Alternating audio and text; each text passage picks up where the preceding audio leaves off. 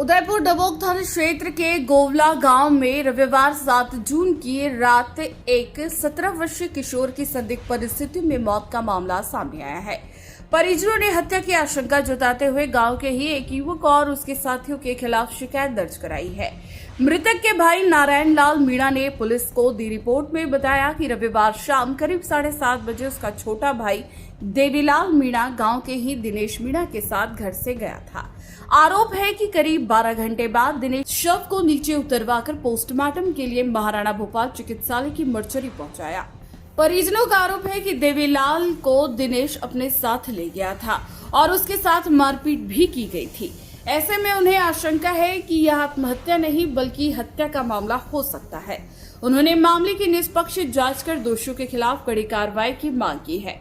Police ने report के आधार पर मामला दर्ज कर जांच शुरू कर दी है। मामले की जांच डबोक थाना पुलिस द्वारा की जा रही है। भैंसों को बांध रहा था वाड़े के अंदर और वहाँ से मैंने आवाज़ सुनी कि झगड़ा हो रहा है। झगड़ा होने के अनुसार ही मैं घर पे आया। घर पे आते मेरे बच्ची को पूछा भाई अपना लड़का कहाँ है, तो मेरे बच्चे ने बोला दिनेश लेके गया। तो दिनेश लेके गया तो भाई मैंने कहा बेटा दौड़ो, झगड़ा हो गया बच्चे के साथ में, कोई सारे झगड़ा कर रहे हैं, क्या है अपना बच्चे का तो नहीं है। उसके बाद में मैं दौड़ के मेरा बच्चा और दोनों जने दौड़ के गए थे मंदिर की तरफ जाने के अलावा दिनेश उधर से सामने से आ रहा था, तो उसने उस समय मेरे को कुछ नहीं बोला। 2 कदम आगे निकल के वापस रगड़ के मेरे को पकड़ के वहाँ भैंस पकड़ के मेरे को दबा दिया। मेरा बच्चा भी वापस रिटर्न आ गया। रिटर्न आने के समय में मैंने उनको वापस झगड़ा करने नहीं दिया, उसको छुड़वा दिया। मेरे बच्ची और मेरे लाड़ी दोनों मेरे साथ में थी। दिनेश की मम्मी और दिनेश की बड़ी मम्मी दोनों कहने का मतलब बोली थी कि भाई मेरे लड़के को मार रहे थे। मैंने कहा मैं नहीं मरने देता हूँ। मैंने उनको छुड़ाने के बावजूद वापस मैं रिटर्न बच्चे को ढूंढने के लिए वापस सारे जने हम जा रहे थे। तो दिनेश ने मम्मी ने कहा कि तेरा बच्चा इस वैली के अंदर उतरा है। कि तो हम सारे जने बाजरे में खेत में ढूंढने लगे तो उसमें हमारा बच्चा मेरे को नहीं मिला।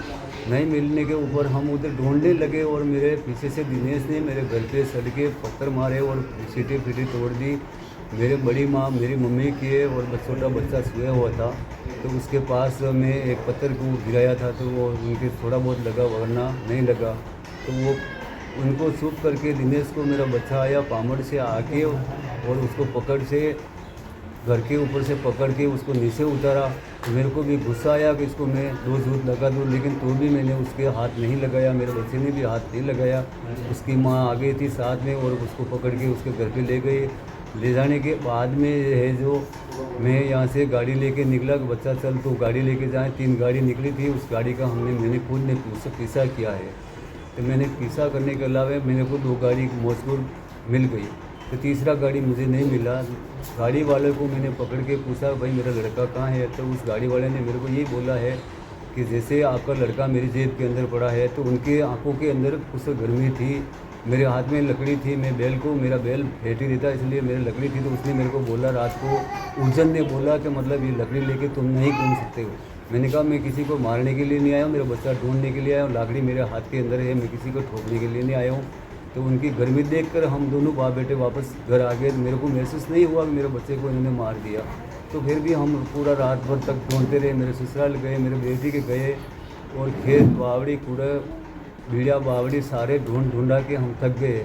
थकने के बावजूद मेरे पग पाँव की लग गई, तो मेरे को नहीं हिलना आ रहा था, तो मैं बैठ गया।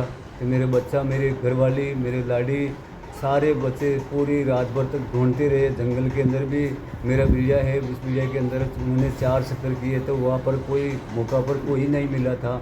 फिर मेरा बच्चा मेरे ससुराल गया। ससुराल जाने के बाद में वापस सुबह डबल चक्कर करके आ रहा था 6:30 बजे।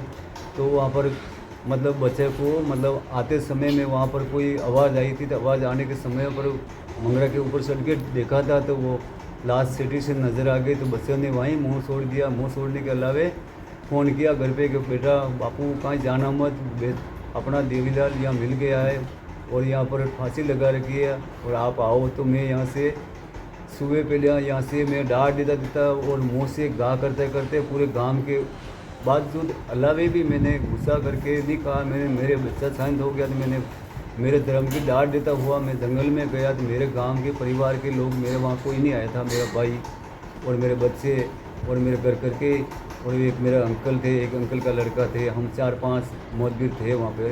तो मैंने देखते ही मेरे को महसूस नहीं हुआ तो मैं वहाँ से दूर हो गया, लाश से दूर हो गया। दूर होने के बाद मेरा जीव घबरा गया, मेरा जीव अंधा धंधा हो गया, मैंने ऐसा कभी देखा नहीं जीवन में।